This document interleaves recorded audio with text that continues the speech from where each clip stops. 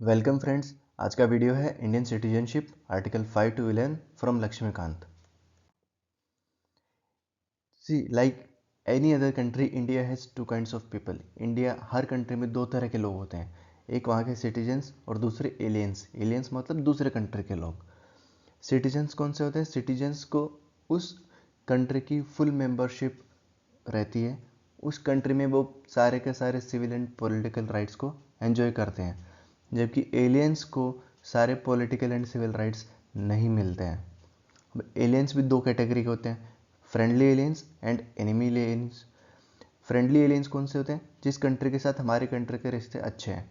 और enemy aliens जिस country के साथ हमारी कंट्री वॉर पे है, उसके सिटीजन्स एनिमी एलियंस हो जाते हैं। अब सिटीजन्स क्या? सिटीजन्स को कुछ ड्यूटीज़ होती हैं अपने कंट्री के लिए, जैसे कि वो नेशनल फ्लैग, नेशनल एंथम इनका रेस्पेक्ट करेंगे, कॉन्स्टिट्यूशन का रेस्पेक्ट करेंगे, कंट्री डिफेंड करेंगे, टैक्स पे करेंगे। ओके, तो कंसेप्ट क्या हुआ? कंसेप्ट ये हुआ कि इंडिविजुअल लोग हैं जो सिटीजन्स है, वो अपनी कंट्री के प्रति लॉयल रहेंगे और अपनी ड्यूटीज़ को फॉलो करेंगे, और स्टेट क्या करेगा? उनको प्रोटेक्शन देगा और उनको राइट्स देगा। अब कॉन्स्टिट्यूशन में राइट्स एंड प्रिविलेजेस दी गई हैं जो सिटीजन्स के पास हैं, लेकिन एलियंस को नहीं मिलती हैं। तो उनके एग्जांपल हम देख लेते हैं। First, right against discrimination on ground of religion, race, caste, sex और प्लेस ऑफ बर्थ। इन ग्राउंड्स पे सिटीजन के साथ डिस्क्रिमिनेशन नहीं किया जा सकता, बट एलियन के साथ तो किया जा सकता है। Second, right to equality of opportunity in public employment.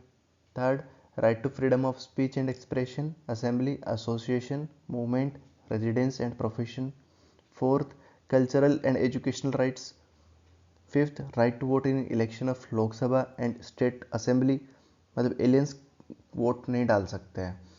Sixth, right to contest membership of parliament and state legislature. Seventh, जो एलियंस होते हैं वो सर्टेन पोस्ट को होल्ड नहीं कर सकते, जैसे कि वो इंडिया के प्रेसिडेंट नहीं बन सकते, वाइस प्रेसिडेंट नहीं बन सकते, supreme court and high court के जजेस नहीं बन सकते, स्टेट्स के गवर्नर नहीं बन सकते, अटॉर्नी जनरल ऑफ इंडिया और एडवोकेट जनरल ऑफ स्टेट्स नहीं बन सकते। ओके, अभी अब कॉन्स्टिट्यूशनल प्रोविजन क्या है सिटीजनशिप का?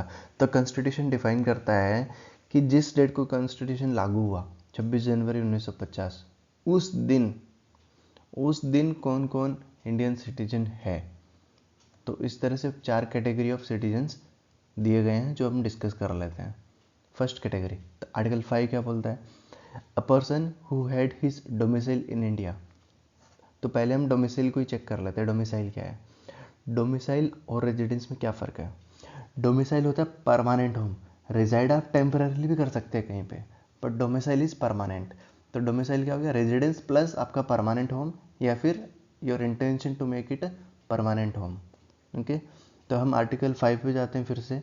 अ person who had his domicile in India and, जिसका इंडिया में डोमिसाइल है एंड वो इंडिया में बॉर्न हुआ है, या फिर उसका कोई भी पेरेंट, मदर या फादर, इंडिया में बॉर्न हुआ है, या फिर वो कॉन्स्टिट्यूशन के कमेंसमेंट से 5 साल पहले इंडिया में ही रह रहा है, मतलब 26 जनवरी 1950 से 5 साल पहले तक इंडिया में रह रहा है, तो तीनों केसेस में वो इंडिया का सिटीजन बन सकता है।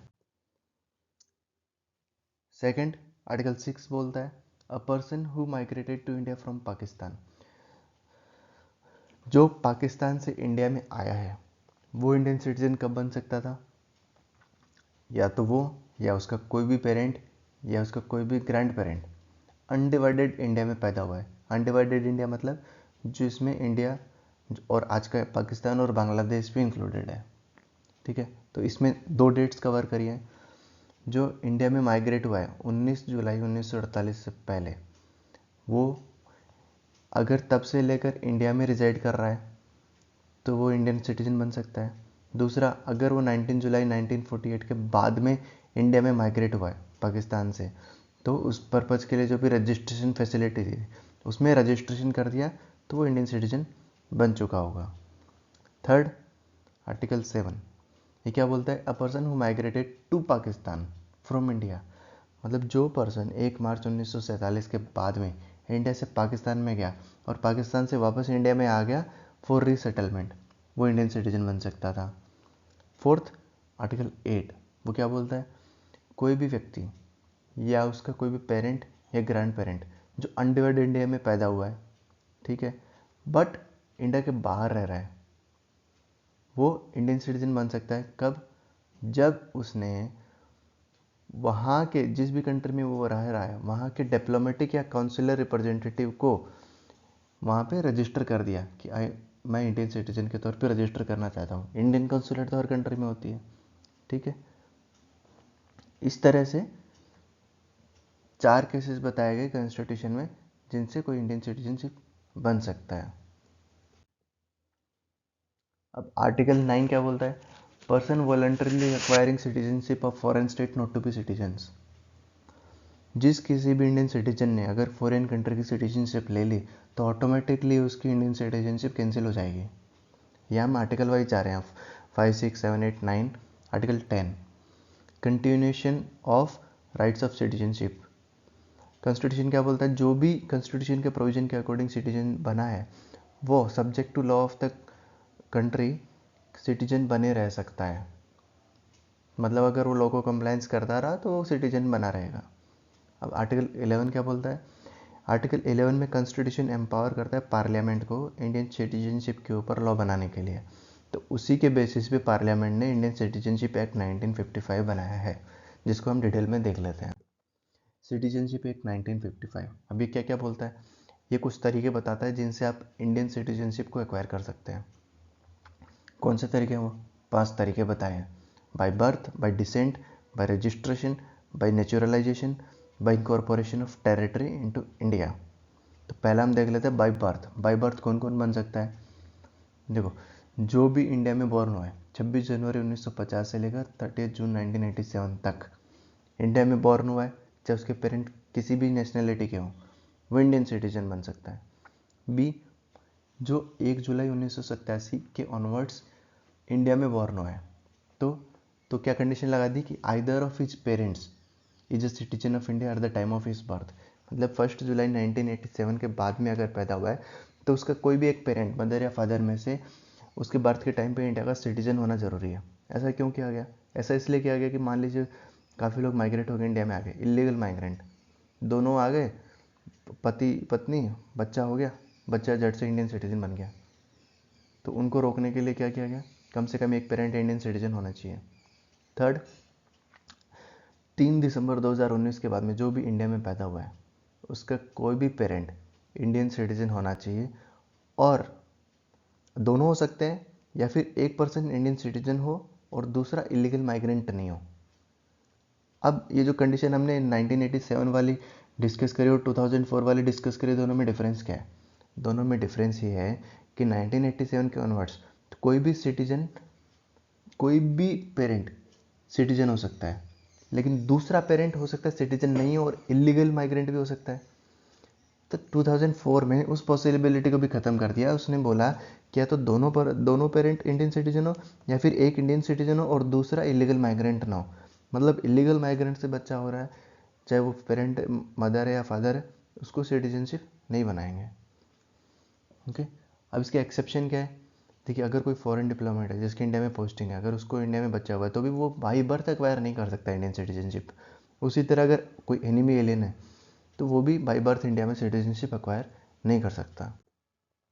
सेकंड है बाई डिसेंट। बाई डिसेंट आप किस तरह से एक्वायर करेंगे सिटीजनशिप? तो इसमें क्या बोल रहे हैं, आप बाहर, इंडिया के बाहर पैदा हुए 26 जनवरी 1950 से लेकर 9 दिसंबर 1992 तक, तो अगर उस पर्सन का फादर इंडियन सिटीजन है उसके बर्थ के टाइम पे, तो बाय डिसेंट ये कैन बी इंडियन सिटीजन। अब यहाँ पे प्रोविजन में क्या बोला है, उसका father he citizen of India होना चाहिए। अगर मदर है इंडियन सिटीजन, फादर बाहर का है, तो उसको नहीं मिलेगी। अब उस प्रोविज़न को ही किल करने के लिए बाद में बनाया गया है 10 दिसंबर 1992 ऑनवर्ड्स, जिसका भी बर्थ हुआ है इंडिया के बाहर, उसके कोई भी पेरेंट, मदर या फादर, उस इंडियन सिटीजन है उसके बर्थ के टाइम पे, तो उसको इंडियन सिटीजनशिप मिल जाएगी। अब इन दोनों केस में एक प्री कंडीशन क्या है, जो भी बाहर पैदा हुआ है उसके पैदा होने के 1 साल के अंदर इंडियन कंसुलेट में वहाँ पे रजिस्टर करना पड़ेगा। साथ ही साथ ये डिक्लेरेशन भी देनी पड़ेगी कि जो बच्चा पैदा हुआ वो किसी और कंट्री का पासपोर्ट होल्ड नहीं कर रहा है। ठीक है, अब इसमें आगे एक और कंडीशन दी गई है, जो ऐसा बच्चा जिसके पास इंडियन सिटीजनशिप उसने ले ली, जो इंडिया के बाहर पैदा हुआ है बट उसके पेरेंट्स इंडियन सिटीजन हैं, जब वो बच्चा मेजर होगा, मतलब 18 साल का पूरा हो जाएगा, तब अगर उसके पास किसी और कंट्री की सिटीजनशिप है भी तो भी उसको वो सिटीजनशिप छोड़नी पड़ेगी, नहीं तो वो 18 साल का होते ही उसकी इंडियन सिटीजनशिप चली जाएगी। Third way of acquiring citizenship by registration. Any of the following, इसमें बोला एनी ऑफ द फॉलोइंग, कोई भी एक इंडिविजुअल कंडीशन फॉलो कर दी तो वो इंडियन सिटीजनशिप एक्वायर कर सकता है रजिस्ट्रेशन के थ्रू। पहला केस, अब पीआईओ कौन सा होता है? Person of Indian origin. PIO जो भी इंडिया में 7 साल से रह रहा है वो रजिस्ट्रेशन के थ्रू इंडियन सिटीजनशिप ले सकता है। पीआईओ क्या है? पीआईओ वो है जो खुद या फिर उसके कोई भी पेरेंट अनडिवाइडेड इंडिया में बॉर्न हुए हैं। अनडिवाइडेड इंडिया मतलब जो India and present Pakistan and Bangladesh है कहीं पे भी। तो पीआईओ कौन है? जो भी खुद पर्सन या फिर उसका कोई भी पेरेंट अनडिवाइडेड इंडिया में पैदा हुआ है या फिर कोई ऐसी टेरिटरी में पैदा हुआ है जिसको इंडिया ने 15 अगस्त 1947 के बाद में एक्वायर कर लिया हो, या जो इंडिया के पार्ट बन गई हो। B second, PIO who is ordinarily resident in any country outside undivided India. कोई भी पीआईओ जो इंडिया के बाहर रह रहा है, अनडिवाइडेड इंडिया के बाहर रह रहा है, मतलब अगर पाकिस्तान और बांग्लादेश में रह रहा है वो पीआईओ है, तो वो सिटीजनशिप नहीं ले सकता है। सी, कोई भी पर्सन बाहर का ऑब्वियसली जिसने इंडियन सिटीजन से शादी कर ली और इंडिया में 7 साल से रह रहा है। इसका सबसे बढ़िया एग्जांपल है सोनिया गांधी जी, जिन्होंने जो इटली की थी, उन्होंने राजीव गांधी से शादी करी और उसके बाद इंडिया में रही। तो जब तक वो 7 साल तक इंडिया में रही उसके बाद में वो इंडियन सिटीजनशिप एक्वायर करने के लिए एलिजिबल हो गई। D, minor children of person who are citizen of India. Indian citizen के माइनर चिल्ड्रन। अब देखो हम एक केस ले लेते, मान लीजिए कोई कपल है, वो उसको बेबी डिलीवरी के लिए वो फॉरेन गया और डिलीवरी करवा के वापस आ गया। अब जो पिछला प्रोविज़न है डिसेंट, उसमें तो क्या बोलते हैं कि कोई भी चिल्ड्रन आउटसाइड बॉर्न हुआ है उसकी सिटीजन इंडियन है, उसको सिटीजनशिप मिल सकती है, उसके बर्थ के 1 साल में इंडियन कंसुलेट में रजिस्टर करना पड़ेगा। लेकिन मान लो कोई सिर्फ डिलीवरी के लिए बाहर गया और वापस आ गया, वो वहाँ रुकेगा इंडियन कंसुलेट में रजिस्टर करने के लिए 1 साल के अंदर? नहीं। तो शायद वो प्रोविज़न उसके लिए जो कि आउटसाइड इंडिया बॉर्न हुआ है और वहीं रह रहा है, तो उसको इंडियन कंसुलेट में रजिस्टर करना पड़ेगा। बट कोई डिलीवरी के बाद इमीडिएटली अगर इंडिया में आ गया तो आई थिंक ये प्रोविज़न के अंडर उसको रजिस्ट्रेशन के अंडर सिटीजनशिप मिल सकती है। अब नेक्स्ट है E, person of full age and capacity, मतलब जो 18 ईयर्स एंड अबव है, who are registered at whose parents are registered at citizen of India. F, कोई भी पर्सन जो खुद या उसके कोई भी पेरेंट पहले इंडिपेंडेंट इंडिया के सिटीजन थे, मतलब उन्होंने बाद में इंडियन सिटीजनशिप छोड़ दी होगी, ठीक है। तो जो पहले खुद या उसके पेरेंट्स इंडियन सिटीजन थे, बाद में उन्होंने सिटीजनशिप छोड़ दी, बट अगेन वो इंडिया में रह रहे हैं, अब सिटीजनशिप देने की एप्लीकेशन के 12 महीने पहले तक इंडिया में वो रह रहे हैं। अब इसका बेस्ट एग्जाम्पल क्या हो सकता है? इसका बेस्ट एग्जाम्पल हो सकता है क्या अक्षय कुमार ने इसी के थ्रू वापस से सिटीजनशिप ली होगी? देखिए अक्षय कुमार इंडियन सिटीजन था, उसने कनाडा की सिटीजनशिप ली, जैसे ही कनाडा के लिए इंडियन सिटीजनशिप उसकी चली गई, अब उसने अगस्त 23 में डिक्लेयर किया कि I am Indian citizen again. तो किस प्रोविज़न में वापस से इंडियन सिटीजन बना होगा? सो वो इस प्रोविज़न में बना होगा, वो इंडियन सिटीजन था और जब जो उसने छोड़ दी, दोबारा जब उसने इंडियन सिटीजनशिप अप्लाई करी, उसके पहले 12 महीने तक वो इंडिया में रहा, वो तो काफ़ी साल से इंडिया में रह रहा है, तो इस प्रोविज़न के अंडर उसने वापस से इंडियन सिटीजनशिप एक्वायर कर ली होगी सिर्फ रजिस्ट्रेशन करके। जी, a person of full age and capacity and OCI card holder for 5 years, and जो भी पर्सन मेजर पर्सन है, OCI कार्ड होल्डर है 5 साल के लिए और एप्लीकेशन डेट से 12 महीने पहले तक इंडिया में रह रहा है, वो रजिस्ट्रेशन के थ्रू इंडियन सिटीजनशिप एक्वायर कर सकता है। फोर्थ पॉइंट है बाई नेचुरलाइजेशन। इसमें क्या है? All of the following condition have to be followed. देखिए रजिस्ट्रेशन में क्या था, कोई भी एक कंडीशन फुलफिल कर दी तो वो ले सकता है, बट नेचुरलाइजेशन में जो भी सारी कंडीशन है नीचे A to G सारी फॉलो होनी चाहिए, तभी वो इंडियन सिटीजनशिप एक्वायर कर सकता है। तो पहला क्या है? पहला कंडीशन ये है कि वो उस कंट्री का सिटीजन नहीं होना चाहिए जो कंट्री नेचुरलाइजेशन के थ्रू उसे इंडियन सिटीजनशिप अलाउ नहीं करती। सेकंड सेकंड ये कि वो ये डिक्लेयर करता है कि अगर उसको इंडिया की सिटीजनशिप मिल गई तो वो फॉरेन की सिटीजनशिप छोड़ देगा। तीसरा, या तो वो इंडिया में रहा है या फिर इंडिया में गवर्नमेंट जॉब में रहा है एप्लीकेशन डेट से 12 महीने पहले के पीरियड में। ओके। फोर्थ कंडीशन, एप्लीकेशन के 12 महीने से पहले के 14 साल में वो एटलीस्ट 11 साल में या तो इंडिया में रहा है या फिर गवर्नमेंट जॉब में रहा है। Next, he is of a good character. Next, उसको इंडियन कॉन्स्टिट्यूशन के 8th शेड्यूल में जो भी लैंग्वेजेज है उसमें किसी लैंग्वेज का नॉलेज होना चाहिए। ओके। और next, in the event of a certificate of naturalisation being granted to him he intends to reside in India. उसको नेचुरलाइजेशन के थ्रू अगर सिटीजनशिप मिल रही है तो उसकी इंटेंशन ऐसी होनी चाहिए कि वो इंडिया में रहे। ऐसा नहीं कि सिटीजनशिप ले भी लिया और फिर से बस बाहर ही रहने लग गया। ओके, फिर सिटीजनशिप का फ़ायदा क्या हुआ। अब ये जो सब कंडीशन है नेचुरलाइजेशन की, वो इंडियन गवर्नमेंट वेव कर सकती है किस कंडीशन में, जब उस पर्सन ने बहुत ही डिस्टिंग्विश्ड सर्विस दी है science, philosophy, art, literature, world peace और ह्यूमन प्रोग्रेस में। ठीक है। अब फिफ्थ क्या है जिस तरीके से सिटीजनशिप एक्वायर की जा सकती है, अगर कोई भी टेरिटरी 15 अगस्त 1947 के बाद में इंडिया की टेरिटरी में शामिल हो जाती है, जैसे कि पुडुचेरी जो 1962 में इंडियन टेरिटरी में इंक्लूड हुई थी। अब जिस तरह से इंडियन सिटीजनशिप एक्ट बोलता है कि आप किस किस तरह से सिटीजनशिप एक्वायर कर सकते हैं, उसी तरह ये बोलता है कि आप सिटीजनशिप लूज़ कैसे कर सकते हैं। तो उसके 3 तरीके बताए।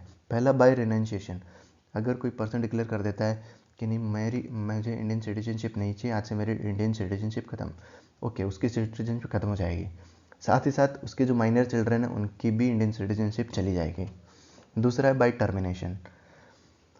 मान लो कोई पर्सन जो इंडियन सिटीजन है उसने कहीं बाहर की सिटीजनशिप ले ली, तो जैसे ही वो बाहर की सिटीजनशिप ले लेता है तो ऑटोमेटिकली उसकी इंडिया की सिटीजनशिप चली गई। तीसरा है बाय डिप्रिवेशन।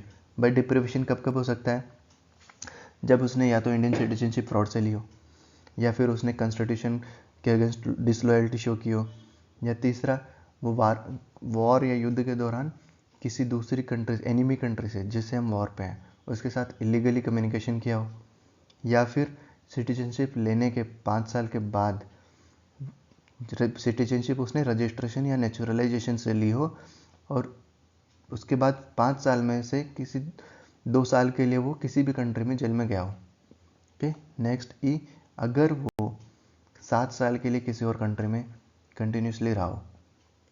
ओके। अब हम एक कंसेप्ट समझ लेते हैं, सिंगल सिटीजनशिप क्या है। इंडियन कॉन्स्टिट्यूशन क्या बोलता है, सिर्फ एक ही सिटीजनशिप रहेगी। यहाँ पे स्टेट स्पेसिफिक सिटीजनशिप नहीं है, रिजाइड आप कर सकते हो, सिटीजनशिप सिर्फ एक है, इंडियन सिटीजनशिप। ये तो हो गई अंदर की बात। दूसरा, बाहर की बात। अब इंडियन कॉन्स्टिट्यूशन क्या बोलता है कि सिर्फ इंडियन सिटीजनशिप अलाउ करेंगे, किसी और कंट्री की भी अलाउ नहीं करेंगे। The moment you get citizenship of any other country you lose Indian citizenship. Okay. अब हम कुछ एक्सेप्शन देख लेते हैं कि क्या डिस्क्रिमिनेशन के क्या क्या एक्सेप्शन हो सकते हैं। ओके। उसमें पहला क्या है, parliament can prescribe residence within a state और union territory as a condition for certain employment.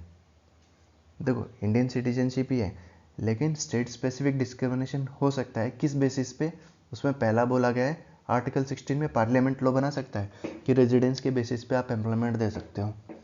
दूसरा, कॉन्स्टिट्यूशन का आर्टिकल 15 क्या बोल सकता है, कोई भी पर्सन, कोई भी citizen religion, race, caste, sex और प्लेस ऑफ बर्थ के बेसिस पे डिस्क्रिमिनेशन नहीं कर सकता, बट यस रेजिडेंस के बेसिस पे कर सकता है। तो इसी तरह कुछ स्टेट अपने रेजिडेंस को स्कूल फीस में, एजुकेशन फीस में कंसेशन दे सकते हैं। तीसरा, freedom of movement and residence under article 19। तो इसमें क्या बोला है, शेड्यूल ट्राइब्स के एरिया में सभी लोगों को अंदर घुसने की, घूमने की या रहने की अनुमति नहीं है। ये सब शेड्यूल ट्राइब्स के कल्चर को बचाने के लिए है। अब एक और कंसेप्ट है ओवरसीज सिटीजनशिप ऑफ इंडिया। अब इसका पर्पज़ क्या है, पर्पज़ ये है कि जो भी इंडियन सिटीजन थे बाहर रह रहे हैं उनके साथ एक कनेक्शन कंटिन्यूसली बनाए रखने के लिए। तो overseas citizen are the citizen of India? नहीं, वो इंडियन सिटीजन नहीं है, बट एक एक्सटेंडेड स्टेटस कुछ दिया है ओवरसीज सिटीजनशिप ऑफ इंडिया के नाम से, उनसे कनेक्शन बनाए रखने के लिए। अब ये सिटीजनशिप नहीं है क्योंकि इंडिया तो वैसे भी ड्यूअल सिटीजनशिप अलाउ ही नहीं करता, तो ये सिटीजनशिप नहीं है। ओके, अब एक था PIO कार्ड स्कीम जो 2002 में आई थी, और OCI कार्ड स्कीम आई थी 2005 में। अब गवर्नमेंट ने क्या किया, बहुत कन्फ्यूजन हो रहा था लोगों को, कौन PIO है कौन OCI है, तो 2015 में PIO स्कीम को ख़त्म कर दिया और सारे PIO कार्ड होल्डर्स को 2015 से OCI कार्ड होल्डर में मर्ज कर दिया। ठीक है, और OCI overseas citizen of India को रिप्लेस कर दिया गया वर्डिंग से overseas citizen of India card holder. अभी उनको overseas citizen of India card holder बुलाया जाता है।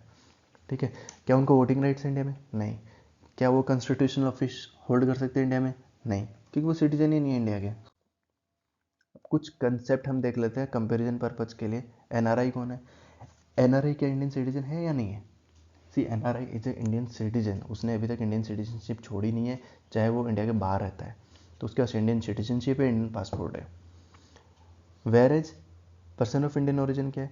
पर्सन ऑफ इंडियन ओरिजिन हुआ है जो या उसके एंसेस्टर इंडियन नेशनल थे, लेकिन प्रेजेंटली वो इंडिया के सिटीजन नहीं है, बाहर रहते हैं, बाहर की सिटीजनशिप है, बाहर का पासपोर्ट है। लास्ट पॉइंट हम देख लेते हैं कॉमनवेल्थ सिटीजन। ये क्या है? जो भी कॉमनवेल्थ कंट्रीज है, कॉमनवेल्थ कंट्रीज कौन सी थी?